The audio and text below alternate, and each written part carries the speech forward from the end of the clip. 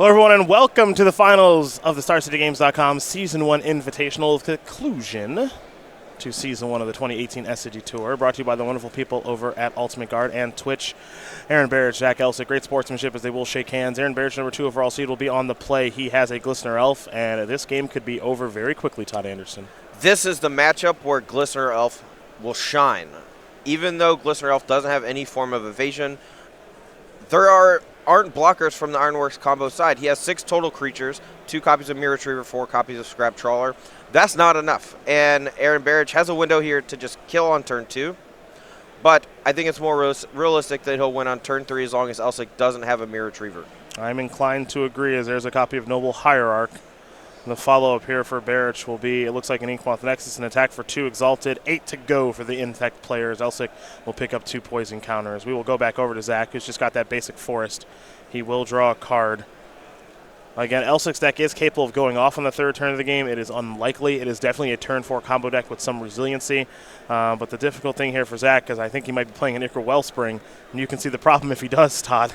No blockers. No blockers. Well, that's fairly common for this deck. He's, potentially set up with a Mox Opal to go off on the 4th turn. But as you can see, Aaron Barich playing super fast. Game 1 in the books, a minute and 11 in. This could be the fastest invitational finals that we ever do see, as Aaron Barich is going to win game number 1 here over Zach Elsik very quickly.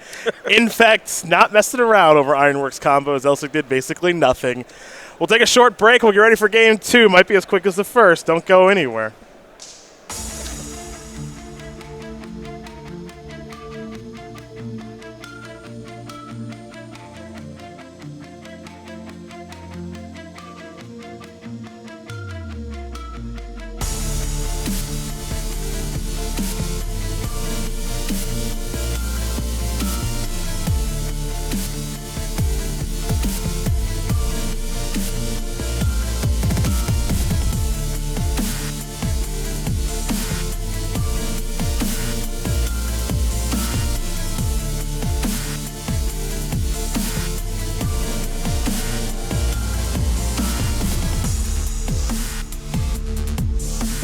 The length of our breaks are the length of the games, and that one was short, so our break was shorter. We didn't want to subject you to 3 minutes of commercials. No. When the game was only a minute. That's just not fair. That's not fair. We could have longer. The commercials could be longer than the match, actually. That could be something we strive for.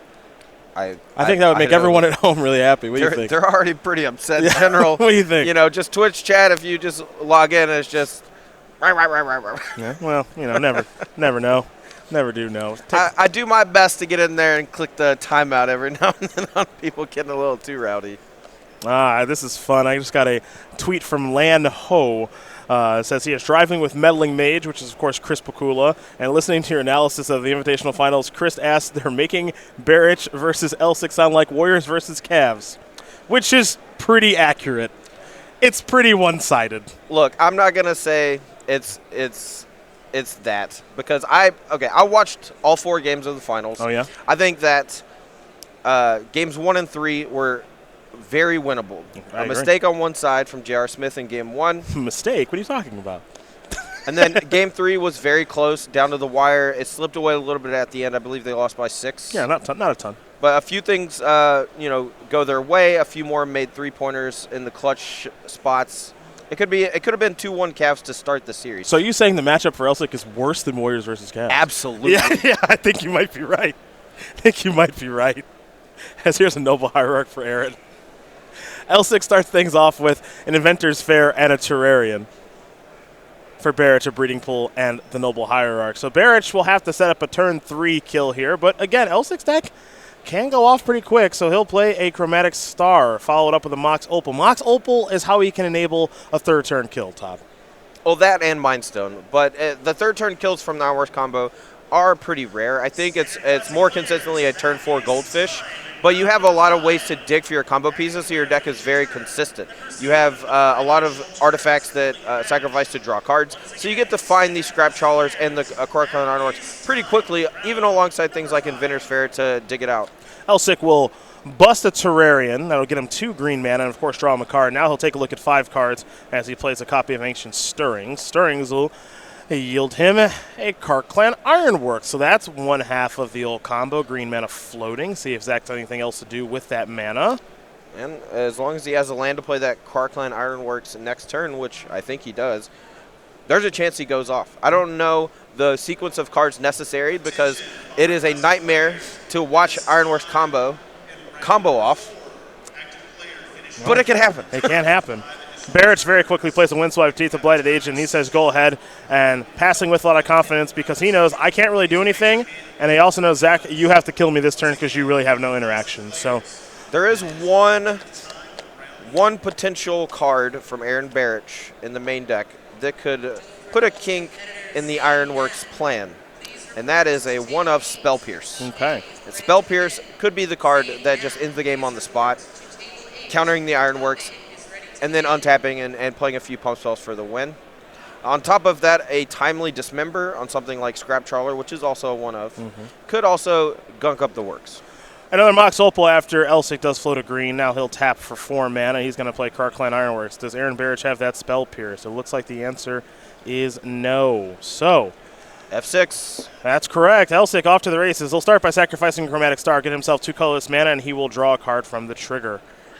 Elsik will draw. I'm just not going to say words for a few minutes. I'm going to let you speak through every iteration. This is what I get to take care of. Thank you so much. Too much. Too kind. As Elsik will sacrifice another Chromatic Star. Up to 4 colorless mana, draw another card. Picked up a copy of Chromatic Sphere, it looks like. Sphere, of course, doesn't draw you a card when you sack it to Ironworks like Star does.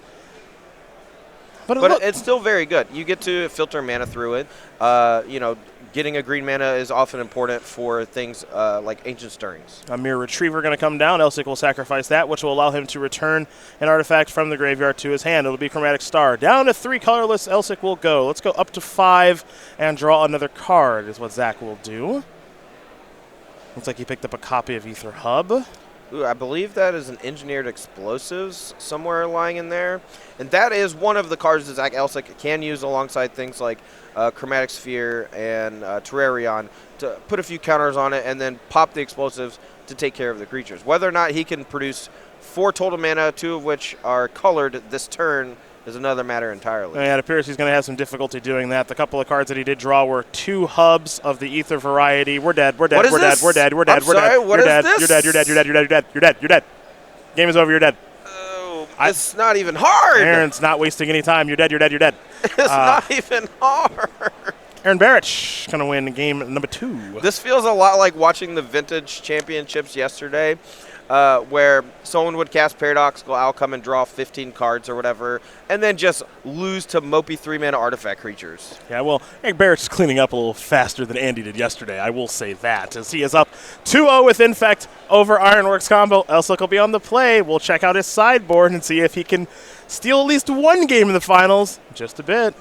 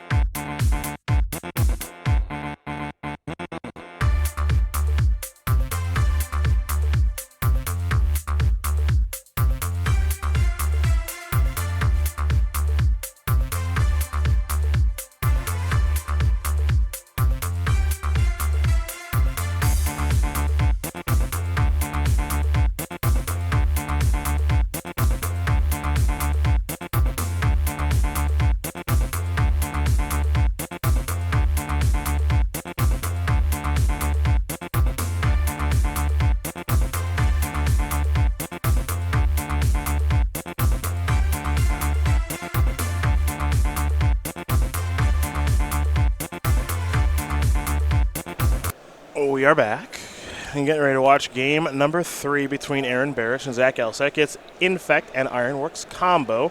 For Elsik, boy, this is a tough one, but he's got a little bit of interaction. 4 Nature's Claims, 3 Galvanic Blasts, 2 Defense Grid, 2 Gear Power Aether Grid, 2 Guttural Response, and 2 Cups and Wormcoil Engine. A lot of those cards blank, but there are a couple of goodies. Oh, for sure. This sideboard is not specifically designed with Infect in mind, but there is a little bit of splash damage with cards like Gear per Ether Grid. This card is basically an alternate win condition against something like Stony Silence, but also just gives a lot of decks with 1 toughness creatures headaches, and Infect is one of those decks. I expect both those to come in and to be game-breaking. Galvanic Blast is normally there as a clean answer to something like Meddling Mage naming Karkline Ironworks, which would normally shut down your combo, but in this matchup, it could buy him enough time by just taking care of the 1 Infect creature the Aaron Barich draws. Now, if Aaron Barich draws more than 1 Infect creature, it's not going to be very effective because he doesn't have access to that many removal spells. Other side of things for Aaron Barich, 4 Geist of St. Traff, 2 Dissenters Deliverance, 2 Nature's Claim, 2 Relic Regenis, 2 Shapers, Sanctuary, a Dismember, a Rapturous Cage, and a Spell Pierce. Now, I don't really love the idea of Geist of St. Traff in this matchup, but I kind of love it. Just a 3-mana card, your opponent can't ever block. It's just attacking for the win in at least 2 swings. Sometimes 1 swing. Are you done? Are you done? Just saying. Are you done? Okay, fine. You're not sideboarding it. Fine. Just stop. Look, he's just showboat a little. He's up 2-0 in the finals. There you go. That's a good way to do it. Of the Invitational. Anyway, 2 Nature's Claim, 2 Dissenters Deliverance. Obvious inclusions here. I don't expect him to bring in Dismember. I actually think he should cut the one in his deck. But I do think Spell Pierce is very good here as well. He has a bunch of pump spells and protection spells that probably aren't going to be great, but he has to realize that Zach is probably going to be bringing in Galvanic Blast as well as Gear per Ether Grid. So maybe. Well, Maybe that's it. those are the options there for both players between Aaron Barich and Zach Elsik. Barich has made it look very easy thus far. 2 turn 3 kills. No surprise there. Elsik's a turn 4 deck, and he's got very little interaction. Interesting thing about Ironworks combo is this is a very unique and it is a very good deck, but to me, Todd, it's the kind of deck that no one's really focusing on trying to beat right now. If players do try to focus to beat Ironworks, I don't think it's a particularly good deck. Stony Silence, Graveyard Removal, Meddling Mage, Naming, Karkline Ironworks, Discard. There's a bevy of ways to beat the deck. Oh, even just tempo decks centered around Snapcaster Mage and cheap counter spells like Spell Pierce or even Ceremonious Rejection out of the sideboard. Yep. Like, I would love to play against Ironworks combo playing Grixis Death Shadow, for example. You have so much disruption. Your clock is insane. They can't block. They can't remove your creatures with anything other than engineered explosives, and they sure can't deal with a 5/5 backed up with Stubborn Denial. Now, when players are not focusing on trying to beat Karkline Ironworks because it is such a fringe deck and so few people play it, I think it's a great choice. I think that worked very well for Elsik here this weekend. No one's focus is really on Karkline Ironworks. When we did our pregame show for Modern, we didn't talk about Karkline Ironworks or Ironworks combo once. Yeah, well, that's because it's not a super popular deck, but neither is Infect. And so from Zach's side of perspective, the Infect decks that would normally prey on Ironworks combo don't really exist in the format. It just so happens in the finals of the Invitational, both players have come packing a deck that neither was expecting. Yeah, these are 2 decks that can win, of course. As you mentioned, they are in the finals of the Invitational here, and they did both have very good Modern records. But that said, these are 2 decks that people are definitely not gunning for right now. So for those of you who came to this tournament looking to beat humans, well, things probably went pretty well. We got no humans in the top 8. Yes. Not a great day 2 percentage in the Invitational. Jeskai Control, most played deck in day number 2 of our tournament. But if you took that gamble, like Barich and Elsik did, you probably had a pretty good weekend. So congrats to both of them on some savvy metagaming. Got them to their finals appearance. But right now for Zach Elsik, not a great spot to be in. Taking a mulligan, down 2 games to Infect, back against the wall. Not a lot of room to give, though he will keep this hand. Looks like he's going to scry and keep that card on the top. Pardon me. He's going to move it to the bottom. So mystery card for the first draw step when we get to it, assuming he gets a second turn to the game, which he probably will. I mean, Infect's fastest kill is a turn 2. You have to enter the red zone with your creature with Infect. It'll be a chromatic star there for Zach Elsik to start off of a Grove of the Burn Willows. He has a couple copies of Buried Ruin in hand. If I were Zach, I would be furiously digging for something like Gear per Ether Grid or Galvanic Blast or Pyrite Spellbomb just to have some way to interact. Aaron not playing a creature on turn 1 signifies, to me at least, that he probably has something like Blighted Agent, which he's wanting to cast on turn 2. Now, if he plays that alongside Enigma Nexus, which is a fairly common turn 2 play for the Infect deck, one single removal spell is not going to get the job done. Yeah. That's when things start to get really, really tough, is there's a copy of Engineered Explosives, and that looks like it's going to be for 2. So that'll allow Elsik to fight back against Blighted Agent had it resolved, which it will not because Barich is going to Spell Pierce that. which means he's almost certainly got Blighted Agent now. Yeah, 100%. He would have played a turn 1 Glistener Elf all day, every day, if he had it. His hand is 100% just going to go second land, Blighted Agent, hope to kill you on turn 3. Let's see if you got it. Well, there's your Inkmoth, there's your Blighted Agent. You called it, Todd. That's a play that we do see quite a bit there from your Infect players. Gives him 2 Infect threats in 1 turn as we head back over to Zach Elsik for his 3rd turn of the game, and potentially, unfortunately for the Elsik fans out there, his last of the tournament. Hope he makes the most of it and is able to continue on here in this game and match, as he's going to play a copy of Buried Ruin, play a Mirror Retriever. That is a Terrarian. He's untapping fast. He's untapping fast. He's not playing his spells that fast, though. I think he's short this turn, but I think he's got it next turn. Deploying the Inkmoth as your second land, if you have another land to play, is kind of like this, I don't want to say a backup plan, but if your opponent, kills your Blight Agent while you're tapped out with something like Galvanic Blast, you want them to be threatened by the Inkmoth Nexus killing, but you're also limiting the amount of colored sources you have access to be able to cast more than 1 or 2 pump spells in the same turn. And Barich with a very modest turn of just playing a Windswept Teeth and passing the turn back. Elsik has a Darksteel Citadel and 2 copies of Karkland Ironworks in hand. So he could try to do his thing a little bit here. He's left without much of a choice, of course, as he'll play the Ironworks. Barich he just will consult doesn't his have hand. the raw cards total overall to actually go off right here, I think. He can sack the Terrarion for 2, draw a card. He can sack the Retriever to get it back, play it again, sack it, draw a card. That's not enough. That's only 2 cards. He needs to chain it off. Yeah, that's not a lot going on. He would have to chain into something like an Ichor Wellspring, and then maybe that can really get him going. Yep, and he may just want to wait so he gets to untap and use Buried Ruin. I don't know. And Barich looks like he's going to activate Inkmoth Nexus. This may be in response. He's going to use Inkmoth Nexus in response. This may be in response to the Karkland Ironworks. Correct. Mirror Retriever is going to trigger. It's going to return something. Looks like it's going to return Engineer Explosives.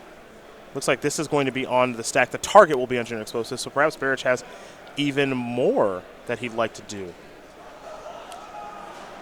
This also might be end of turn. The communication here is clearly just verbal. If Zach Elsik said pass turn, and then Barich was like, okay, end of your turn, I'm going to go ahead and kill that so you can't do crazy things if you get to untap. He also may just go end of turn Nature's Claim targeting Karkland Ironworks. Mm-hmm. So it looks like this member was in response to the KCI. KCI has now resolved Engineer Explosives in hand. Elsik will sacrifice the Darksteel Citadel. He will get 2 colorless mana. He'll sack Terrarian, get 2 different colors of mana now in a red and a green. He'll draw a card from the Terrarian in just a moment, I'm sure. And now he has drawn it. And again, remember, he does have Engineer Explosives in hand. He has 2 different colors of mana, so he is able to Sunburst 2. Looks like he actually drew a green card. I'm not sure if that's an Ancient Stirrings or a Nature's Claim. Yeah, it looks like it is an Ancient Stirrings in hand right now. So now that will be an Engineered Explosives in response to Explosives. This is Dissenter's Deliverance. Looks like Elsik will sacrifice a Karkland Ironworks in response. Barich is going to untap. Zach is 100% dead. Yep. Barich is playing so fast. We done. Let's see the combo of cards that finish this one off. No present. Activate. Pump. Pump again. The champ is here. The champ is here. Aaron Barich going to win this tournament, defeating Zach Elsik 3-0. Infect gets the bye essentially in the finals, and Aaron Barich of 504 Magic is your Season 1 Invitational Champion. Congratulations to him